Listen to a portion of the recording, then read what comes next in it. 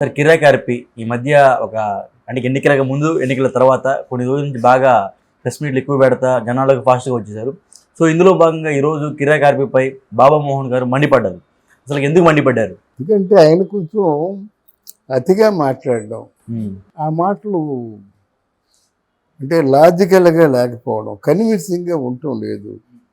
ఆయన ఒకటే ఒకటి మనసులో పెట్టుకున్నాడు, ఇలా మాట్లాడినట్టయితే ప్రభుత్వం దృష్టిలో పడతాం కదా, పాలకవర్గం దృష్టిలో పడతాం, మనకేదో మన తల కష్టాన్ని గ్రహించకపోతారా అనే ఆలోచనతో అదొకటే అడిగి బేస్మెంట్. పాలకవర్గం దృష్టిలో పడతాం కదా, అంటే ఇలా నష్టపోయాను, ఇలా కష్టపడుతున్నానని ఏదో ఆయన తోచిందని చెప్పుకొని ఆయన ఒక రాజకీయ లబ్ధి కోసమే చేస్తున్నట్టుగా మనం భావించాలి. ఎందుకంటే ఆయనకి ఎప్పుడు కూడా రాజకీయాలతో సంబంధాలు లేవు. ఆయన మంచి భావుకుడు.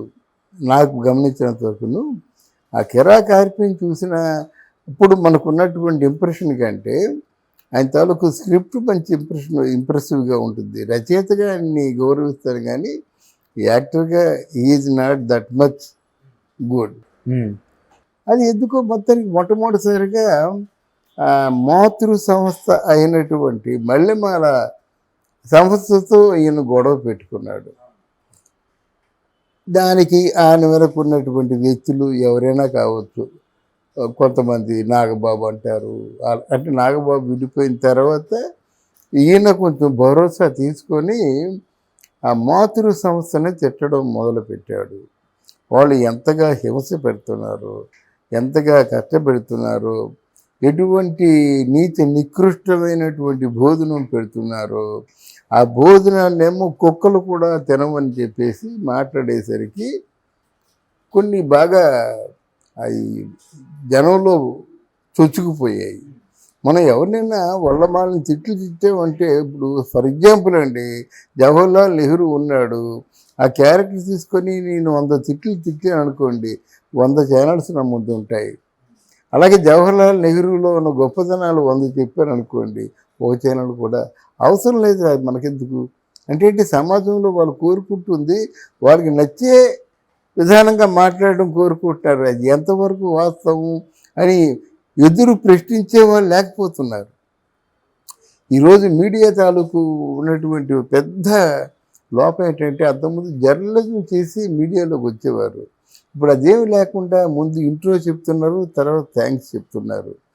అన్ని మీడియాలు కాదు, కొన్ని మీడియాల్లో అందరు జర్నలిస్టులు కాదు, కొందరు జర్నలిస్టులు. ఇప్పుడు ఏమైందంటే, అక్కడ ఎప్పుడైతే మైలేజీ వచ్చిందో తర్వాత ఇక్కడ నెల్లూరు పెద్దారెడ్డి చేపల పులుసు అని చెప్పి పెట్టాడు. దానికి కూడా క్రియేటివ్ టైటిలే. ఎందుకు పెట్టారు? పెద్దారెడ్డికి చేపల పులుసుకి ఏమి సంబంధం అంటే, లేదు, పెద్దారెడ్డి అనేది పెద్ద పేరు కదా, నెల్లూరు చేపలకి ప్రసిద్ధి కదా, అందుకే నెల్లూరు పెద్దారెడ్డి చేపల పులుసు అని చెప్పాడు. ఇదంతా భారతదేశం వ్యాప్తంగా ప్రాచుర్యం పొందని చెప్పాడు. దాంట్లో కొన్ని లక్షల కోట్ల రూపాయలు మునిగిపోయాడు. ఈ మధ్యలో అసలు సినిమా ఫీల్డ్లో అసిస్టెంట్ డైరెక్టర్గా క్లాప్ కొట్టకుండా, ఎడిటింగ్ రిపోర్ట్ లేకుండా, ఎడిటింగ్ అంటే ఏమిటో తెలియకుండా డైరెక్షన్ చేతబుట్టాడు. దాంట్లో 35 లక్షలు 36 లక్షల రూపాయలు ఆ ప్రొడ్యూసర్ కోల్పోయాడు. సరే, వాళ్ళకి ఎవరో మీ బోటి వాళ్ళు సలహా చెప్పి ఉంటారు, సరే 35 లక్షలు కోల్పోరా బాబు, ఇంకా నీకు అంటే ఆ ₹1 కోటి కావాలంటే ఇంకా మీకు ఎంత ఉంటుంది, ఇంకొక 65 లక్షలు మిగిలినట్టు అనుకో, 65 లక్షల రూపాయలు లాభం అనుకో అని అదొకటి పోయింది మాట. అంటే కిరాయి కార్పి వల్ల మాతృ సంస్థ దెబ్బతిన్నది. తర్వాత ఇక్కడ సినిమా తీసి సినిమా దెబ్బతిన్నది. ఆయన కూడా స్వయంగా కొంత కోల్పోయాడు.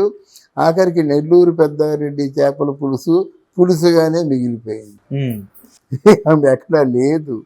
ఆయన భారతదేశం అంతా వ్యాపించేలా చేస్తా ఉన్నాడు. ఇక్కడి నుంచి మద్రాసు, బెంగళూరు ఎక్కడ చూసినా నెల్లూరు పెద్దారెడ్డి చేపల పులుసే. ఆయన అనాలోచితమైనటువంటి చర్యలకు తార్కాణంగా నేను చెప్తున్నాను. ఎంత లేదన్నా రోజా ఎదుట అమ్మ అమ్మ అంటూ చేతులు కట్టుకొని నిలబడేవాడు కదా, అంత కృతజ్ఞతాహీనంగా వెళ్ళవలసిన అవసరం వాళ్ళు లేదు. అదే రోజా గారిని 3,000 రూపాయలు స్కామ్ చేశారు అంటున్నారు. అది 3,000 రూపాయలు స్కామ్ చేస్తా, that is not his job అండి. నీకు ఆధారాలు ఉంటే మాట్లాడు. నీకు ఆధారాలంటే ఎవరో మాట్లాడిందని బట్టి కాదు, నేను చూసా, నేను చేశా, నేను ఉన్నా అంటే అది కాదు. ముందు నిన్ను మూసేస్తారు. జగన్మోహన్ రెడ్డి లాంటి వాడిని ఏమన్నారు, 36 హత్యలు అంటే come on tell me the names అన్నాడు, అయిపోయాడు. మనము ఎప్పుడైనా విమర్శన విశ్లేషణ కూడా హేతుబద్ధకంగా ఉండాలి, లాజికల్గా సైంటిఫిక్గా ఉండాలి, లేకపోతే చాలా పెద్ద ఘోరం.